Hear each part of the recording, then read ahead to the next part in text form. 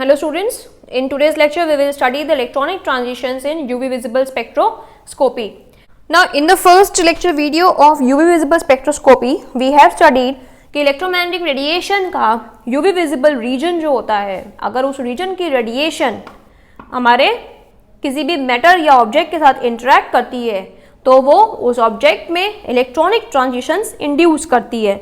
इस electronic transition की वजह से इलेक्ट्रॉन एनर्जी एब्जॉर्ब करता है और लोअर लेवल से हायर लेवल में एक्साइट होता है। नाउ ये जो इलेक्ट्रॉन्स हैं they can be of three types of electrons. क्या है वो three types? Sigma electron, pi electron और एन इलेक्ट्रॉन। सिग्मा इलेक्ट्रॉन्स जैसा कि आपको सबको पता है ये यूजुअली कहाँ पर होते हैं? जो हमारे पास सैचुरेटेड बॉन्ड्स होते हैं, यानी कि सिंगल कोवेलेंट बॉन्ड्स प्रेजेंट होते हैं। पाई इलेक्ट्रॉन्स कहाँ होते हैं हमारे पास?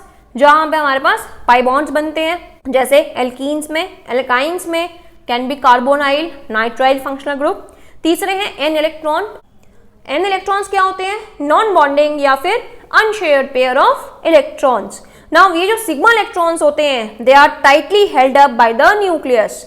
न्यूक्लियस से क्लोजली अटैच्ड रहते हैं, तो इसीलिए सिग्मा इलेक्ट्रॉन्स को एक्साइट करना बहुत मुश्किल होता है और वो यूवी विजिबल रेडिएशन के बस में नहीं होता।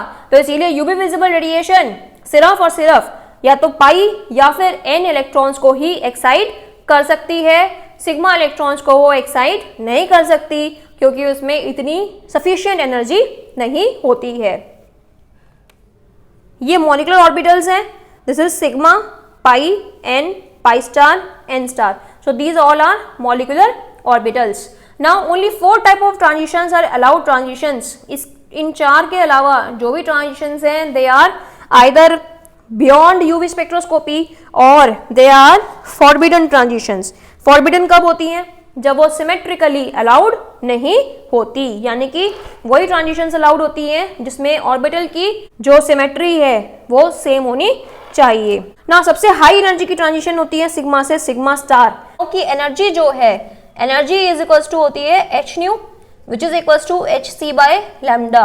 इसका मतलब क्या है? Energy is inversely proportional to lambda. Now ये जो सिग्मा टू सिग्मा स्टार की ट्रांजिशंस हैं they are high energy transitions. High energy का मतलब क्या हुआ? They are low lambda. Low lambda मतलब क्या है कि ये जो यूवी रेंज होती है ये होती है हमारी 200 से 400।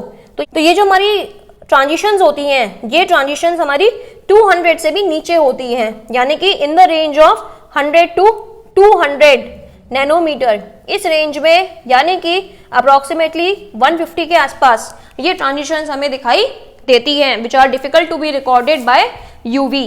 Next is N2 sigma star, यानी कि N से सिग्मा स्टार की ट्रांजिशंस। ये ट्रांजिशंस हमें कहाँ दिखाई देंगी? जहां भी हमारे पास नॉन बॉन्डिंग इलेक्ट्रॉन्स यानी कि unshared pair of electrons present होंगे, एज वेल एज सारे बॉन्ड्स कैसे होंगे? सिग्मा बॉन्ड्स होंगे। तो यानी कि ये ट्रांजिशंस आपको कहाँ दिखाई देंगी? जहां पर भी हमारे पास इस टाइप के बॉन्ड्स प्रेजेंट होंगे, जैसे C single bond O, C single bond N, C single bond S, है ना, या फिर जैसे SH। तो यहाँ पे क्या है? ऑक्सीजन पे 2 लोन पेयर ऑफ इलेक्ट्रॉन्स भी हैं, उसके अलावा ये सैचुरेटेड बॉन्ड भी है। सिमिलरली नाइट्रोजन ऑल्सो कैरीज ए लोन पेयर। तो जो इस तरह के बॉन्ड्स होंगे यानी कि इस तरह के जो फंक्शनल ग्रुप्स होंगे जिनमें सैचुरेटेड सिस्टम भी हो प्लस लोन पेयर भी प्रेजेंट हो, इस तरह के जो कंपाउंड्स होंगे ये N2 sigma star transition show करेंगे। Now third is pi to pi star transition. ये हमें कहाँ दिखाई देगा? जहां पर भी हमारे पास अनसैचुरेशन है यानी कि डबल बॉन्ड है या फिर ट्रिपल बॉन्ड है। It can be pure alkene, can be pure alkyne और इट कैन बी कार्बोनाइल, ठीक है, C डबल बॉन्ड O या नाइट्राइल हो गया C ट्रिपल बॉन्ड N। तो इस तरह के जो फंक्शनल ग्रुप्स होंगे जिनमें डबल बॉन्ड या ट्रिपल बॉन्ड होंगे, ऐसे कंपाउंड्स ये ट्रांजिशन शो करेंगे। ये जो ट्रांजिशंस होती हैं आप यहाँ देखो पाई टू पाई स्टार ये ट्रांजिशन है, ठीक है, और इसकी एनर्जी N2 सिग्मा स्टार से बहुत कम होती है। Last and the lowest energy transitions are N2 pi star. N2 pi star lowest energy transition है। अब यहाँ देखो N2 pi star lowest energy transition है, लेकिन वेवलेंथ इनकी सबसे ज्यादा होगी। नाउ ये किस तरह के कंपाउंड में प्रेजेंट होंगी? जहां पे आपके पास डबल बॉन्ड भी हो, जहां आपके पास अनशेयर्ड पेयर ऑफ इलेक्ट्रॉन भी प्रेजेंट हो। For example carbonyl. कार्बोनाइल में आप देखो डबल बॉन्ड भी है प्लस ऑक्सीजन के पास लोन पेयर ऑफ इलेक्ट्रॉन्स भी प्रेजेंट है। सिमिलरली नाइट्राइल देखो अनसैचुरेशन भी है, तो यानी कि पाई इलेक्ट्रॉन्स भी हैं। उसके अलावा नाइट्रोजन के पास भी एक lone pair of electron present है। नाउ हम एग्जांपल ले रहे हैं कार्बोनाइल ग्रुप का। इसमें आप देखोगे डबल बॉन्ड भी है, तो यानी कि पाई इलेक्ट्रॉन्स भी प्रेजेंट है। इसके अलावा ऑक्सीजन में आप देखोगे 2 lone pair of electron present है, यानी कि 4 नॉन बॉन्डिंग इलेक्ट्रॉन्स यहाँ पे प्रेजेंट है। तो अब क्योंकि नॉन बॉन्डिंग इलेक्ट्रॉन्स भी प्रेजेंट है, पाई इलेक्ट्रॉन्स भी प्रेजेंट है, तो यहाँ पे n से पाई स्टार और पाई से पाई स्टार ये दोनों ही ट्रांजिशंस कार्बोनाइल में देखी जाती हैं। कार्बोनाइल का एग्जाम्पल कोई भी एल्डिहाइड भी हो सकता है, कार्बोनाइल का कोई भी एग्जाम्पल कीटोन भी हो सकता है। तो अगर आपसे पूछा जाए एग्जाम में कि एल्डिहाइड और कीटोन में किस तरह की ट्रांजिशंस होंगी, तो एल्डिहाइड और कीटोन में हमें ये ट्रांजिशंस दिखाई देंगी। सिमिलरली जो एल्कीन्स और एल्काइंस हैं उनमें भी हमें पाई से पाई स्टार ट्रांजिशन दिखाई देंगी, लेकिन ये जो ट्रांजिशंस हैं ये आएंगी लो लैम्डा पे। फॉर एग्जांपल अगर हम लें प्योर इथीन मॉलिक्यूल, तो प्योर इथीन मॉलिक्यूल का लैम्डा मैक्स ये होता है 165 नैनोमीटर। ठीक है, तो इसीलिए क्योंकि लैम्डा मैक्स बहुत कम है, तो इसीलिए इसमें जो भी पाई टू पाई स्टार ट्रांजिशन होगी ये आती है बहुत कम लैम्डा पे, जो हमें लेनी पड़ती है या रिकॉर्ड करनी पड़ती है वैक्यूम यूवी रीजन में।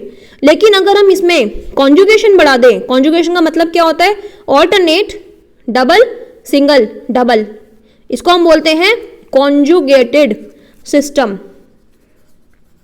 तो अगर हम कॉन्जुगेशन बढ़ा दें, यानी कि ऑल्टरनेट सिंगल डबल बॉन्ड्स को अगर हम बढ़ा दें, तो उससे हमें क्या फायदा मिलेगा कि जो लैम्डा मैक्स है ये बढ़ जाएगा और अब ये यूवी रीजन में आ जाएगा, जिसको हम बहुत इजीली यूवी स्पेक्ट्रोमीटर से रिकॉर्ड कर सकते हैं।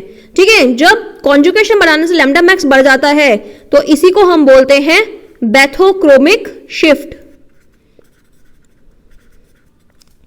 अगर इसी में मैं फर्दर कॉन्जुगेशन और बढ़ा दूं, यानी कि एक और ऑल्टरनेट सिंगल डबल एक और मैंने बढ़ा दिया है, तो आप देखोगे जिसका लैम्डा मैक्स है ये फर्दर बढ़ जाता है 251 नैनोमीटर। ठीक है, तो अगेन ये लैम्डा इसका बढ़ गया। तो जैसे जैसे मैं थीन में कॉन्जुगेशन बढ़ाती जा रही हूँ, तो आप देखोगे जो लैम्डा मैक्स है ये बढ़ता जा रहा है, यानी कि जो मॉलिक्यूल है उसका एब्जॉर्प्शन हायर लैम्डा की तरफ, यानी कि हायर वेवलेंथ की तरफ बढ़ रहा है। प्लॉट जब करते हैं तो उसमें 2 चीजें होती हैं, एक होती है लैम्डा और एक होता है मोलर एक्सटिंक्शन कोफिशिएंट या एब्जॉर्बेंस। तो अगर आप लैम्डा बढ़ा रहे हो तो लैम्डा से क्या होता है, ये ऐसे शिफ्ट होता है। एप्सिलॉन से क्या होता है, जो हाइट होती है ये छोटी होगी या ये बड़ी होगी, ये हम एप्सिलॉन से देखते हैं, यानी कि इंटेंसिटी ऑफ सिग्नल। तो जैसे जैसे आप इसका कॉन्जुगेशन बढ़ाओगे तो लैम्डा तो बढ़ ही रहा है, इसके अलावा जो एप्सिलॉन है ये भी इंक्रीज होता है। लेकिन इस तरह से एक और डबल बॉन्ड बढ़ाया जो कि कॉन्जुगेटेड नहीं है, इस केस में लैम्डा मैक्स जो है वो बहुत ज़्यादा चेंज नहीं होता and it remains almost same. Now यही हम एग्जांपल यहाँ पे अब फिर से देखते हैं एक बारी इथीन का। इथीन में हमें पता है कि each carbon is sp2 hybridised. ठीक है, ये जो दोनों कार्बन हैं ये sp2 हाइब्रिडाइज्ड हैं, तो दोनों पे क्या है, एक एक p ऑर्बिटल है और उसमें एक एक इलेक्ट्रॉन प्रेजेंट है, जिनके कंबाइनिंग की वजह से या ओवरलैपिंग की वजह से यहाँ पे पाई बॉन्ड फॉर्म हो रहा है। तो जब ये 2 p ऑर्बिटल्स, यानी कि ये 2 p एटॉमिक ऑर्बिटल्स जब कंबाइन करेंगे तो ये बनाएंगे 2 ही मॉलिक्यूलर ऑर्बिटल्स, और वो 2 मॉलिक्यूलर ऑर्बिटल्स कौन से होंगे, एक ये और एक ये। नाउ और इसमें पाई इलेक्ट्रॉन्स क्योंकि 2 इलेक्ट्रॉन से बनता है, तो यहाँ पे इलेक्ट्रॉन्स भी कितने होंगे, 2 ही इलेक्ट्रॉन्स होंगे जो ये यहाँ पे आ जाएंगे। अब ये जो है यहाँ पे कोई इलेक्ट्रॉन नहीं आएगा, अब क्योंकि इसके नीचे भी ऑर्बिटल्स होंगे एटॉमिक ऑर्बिटल्स, लेकिन वो सारे फिल्ड होंगे। तो अगर हम फिल्ड ऑर्बिटल्स देखें तो उनमें सबसे हाईएस्ट यही है, तो इसीलिए इसको हम बोलते हैं हाईएस्ट ऑक्यूपाइड मॉलिक्यूलर ऑर्बिटल। अब इसको देखें तो इसके ऊपर जितने भी ऑर्बिटल्स प्रेजेंट होंगे मॉलिक्यूलर ऑर्बिटल्स वो सारे एम्प्टी होंगे, तो यानी कि अनऑक्यूपाइड होंगे। तो अगर हम अनऑक्यूपाइड मॉलिक्यूलर ऑर्बिटल्स को देखें तो उसमें ये सबसे लोवेस्ट होगा, तो इसीलिए इसको हम बोलते हैं लोवेस्ट अनऑक्यूपाइड मॉलिक्यूलर ऑर्बिटल। तो ये हो गया होमो ल्यूमो।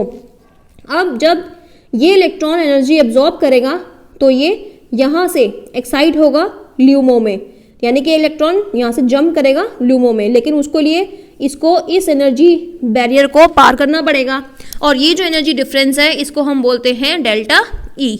अब ये डेल्टा ई जब भी यूवी विजिबल रीजन को कॉरस्पॉन्ड करेगा तभी इलेक्ट्रॉन यहाँ से यहाँ जंप करेगा, ठीक है। Now we know delta E is equals to होता है H nu which is equals to H C by lambda. अगर ये एनर्जी गैप बहुत ज़्यादा है तो उसका लैम्डा जो है वो बहुत कम होगा, और अगर हम देखें तो इथीन का लैम्डा मैक्स आता है 165 नैनोमीटर पे। अगर इसी में हम कॉन्जुगेशन बढ़ा दें तो कॉन्जुगेशन बढ़ाने से क्या होगा, एक ये पी ऑर्बिटल, एक ये 2, एक यहाँ का 3 और एक यहाँ का 4, यानी कि 4 पी एटॉमिक ऑर्बिटल कंबाइन करेंगे टू फॉर्म 4 मॉलिक्यूलर ऑर्बिटल, जिनमें से कि 2 होंगे बॉन्डिंग और 2 होंगे एंटी बॉन्डिंग। ये हमने बैंड थ्योरी में भी पढ़ा है, इसके अलावा हमारा बैंड थ्योरी का लेक्चर भी देख सकते हैं।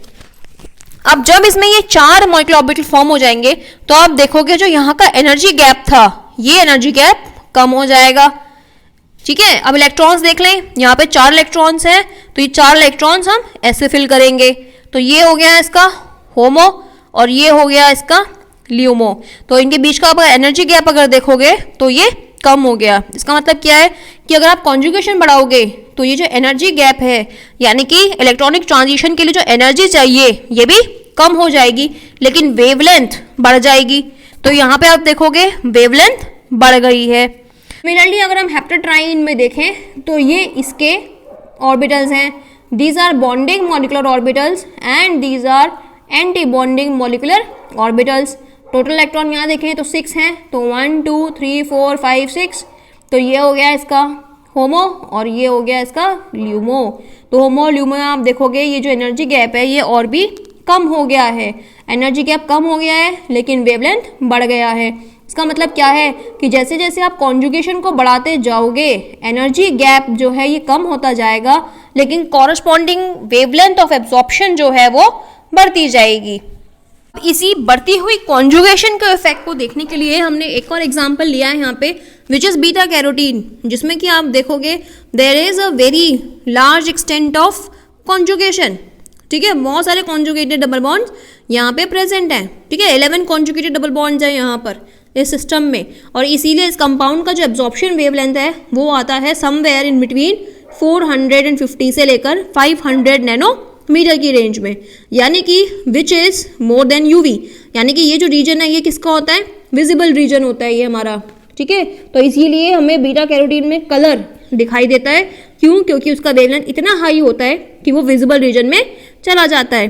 अब हमें पता है कि जो विब्ग्योर है अगर हम उसको 2 पार्ट में डिवाइड करें तो ये जो पार्ट है this part is called as blue wavelength light, और ये जो पार्ट है this part is called as orange wavelength light.